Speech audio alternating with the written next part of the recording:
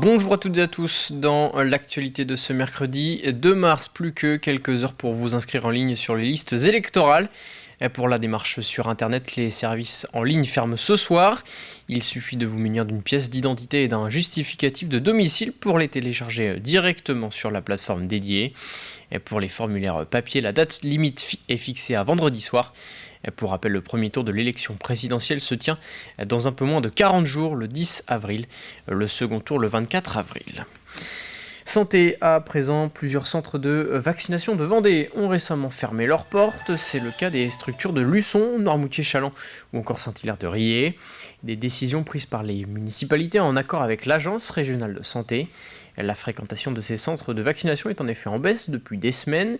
De nombreux Vendéens ont ainsi complété leur schéma vaccinal. Un reportage à Saint-Hilaire-de-Riez signé Grégoire de Châtillon. Des agents techniques qui replient les barnums, ceux du service informatique qui démontent le matériel, une fermeture après quasiment 11 mois de vaccination, jusqu'à 550 doses au quotidien au plus fort de son activité cet été.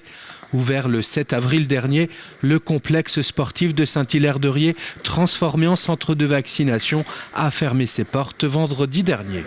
On a bien vu qu'il y a eu une baisse de la fréquentation et que la pression des chiffres s'est fait sentir tant au niveau départemental que national.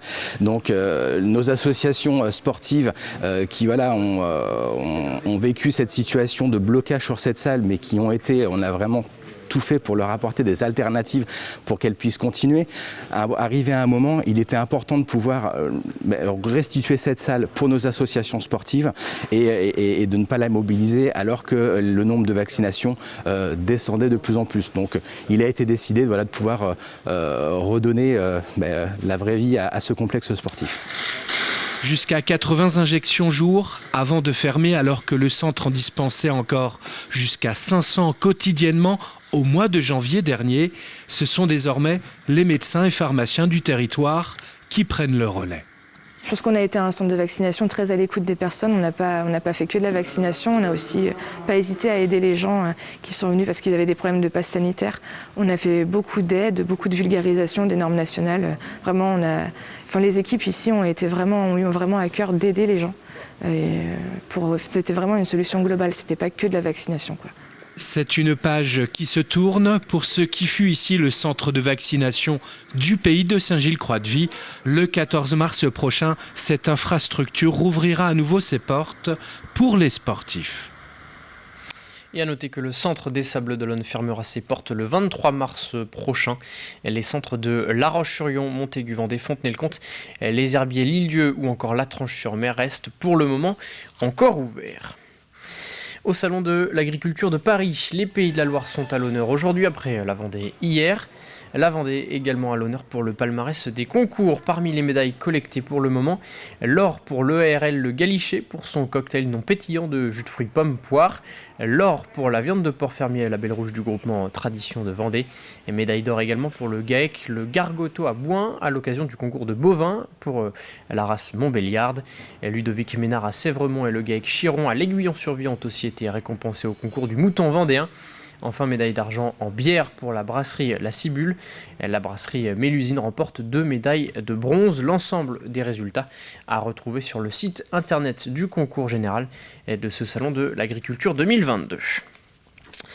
Au chapitre culture, à La Roche-sur-Yon, une exposition collective appelée L'Art m'a tué est présentée gratuitement dans une cave à bière, l'Orgerie. L'exposition se déroule jusqu'au 19 mars. 7 artistes locaux partagent ainsi leur création avec notamment du street art ou encore de la photographie. Reportage. La cave à bière devient galerie d'art, une exposition collective pour montrer sa créativité sur place pendant 4 semaines. C'est la vocation de cette pause artistique. Son titre, L'Art m'a tué, une pensée pour Omar Haddad avec une faute d'orthographe donc assumée à côté d'une scène de crime. On joue la scène de crime avec humour et c'est une façon de dire l'art m'a tué, mais c'est aussi comment l'art m'a fait renaître et comment j'ai pu tuer quelqu'un en moi pour mieux revivre et repartir à zéro, c'est aussi ça. Épicier et artiste à la fois, Pascal Gauthier, à qui l'on doit ses mobiles en cuivre, s'est entouré pour cette exposition du collectif de street art Art Muralis et de photographes. La police n'est pas loin. Police, pour moi, c'était gouvernement. Ce que je voulais à l'origine, c'était zone interdite. Je ne l'ai pas trouvé, mais voilà. C'était vraiment cette idée de non-accès à la culture et non-accès aux lieux de fête et lieux de vie. Scène de bar, scène de vie assumée, là aussi.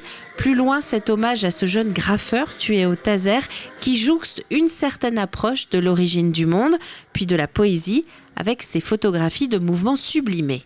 Je voulais montrer ce qui n'est pas visible à l'œil, c'est-à-dire le mouvement, effectivement. À l'œil nu, on ne peut pas voir la trace, alors qu'avec la photographie, elle permet d'inscrire ce qui n'est pas figé. De figer justement un mouvement, ce qui est complètement paradoxal, je suis d'accord. Voilà, mais je crois que j'ai réussi. Voilà. Je ne le referai pas, par contre, parce que c'est difficile et puis voilà, c'est pas... Mais je ne pouvais pas rater cette occasion. L'arme à tuer, un bouillon de création collective à découvrir jusqu'au 19 mars prochain dans le centre-ville de La Roche-sur-Yon. Ouvrons une page sport. Hier soir, une cérémonie était organisée à Saint-Jean-de-Mont en l'honneur de Chloé Trespeuch, récente médaillée d'argent en snowboard cross aux Jeux Olympiques d'hiver de Pékin. La snowboardeuse vit en effet une partie de l'année en Vendée et est en partenariat avec la collectivité de Saint-Jean-de-Mont depuis 2015. Écoutez sa réaction au micro d'Alexandre Debray. C'est un grand moment d'émotion, une commune qui m'a toujours soutenue pendant tout au long de ma carrière, qui m'a vu grandir, chuter, rebondir. Donc ils ont toujours été derrière moi et donc de fêter les moments joyeux avec eux, c'est fort. Il y a mes professeurs, il y a de la famille, il y a tous ces acteurs qui ont fait qui je suis aujourd'hui et du coup c'est vraiment des moments importants. On termine ce journal avec du basket. Joachim Duthé vient d'être suspendu de ses fonctions d'entraîneur du Vendée Chalon Basket. Il a avoué avoir fraudé au niveau de son pass sanitaire. Le coach du VCB ne sera donc pas sur le banc ce vendredi soir à l'occasion du derby vendéen face au Sables-d'Olonne. C'est son adjoint Miguel Rollet qui le remplace. C'est la fin de cette édition. Merci à tous de l'avoir suivi. Rendez-vous à 18h pour un nouveau point sur l'actualité vendéenne. Très bonne journée sur TV Vendée.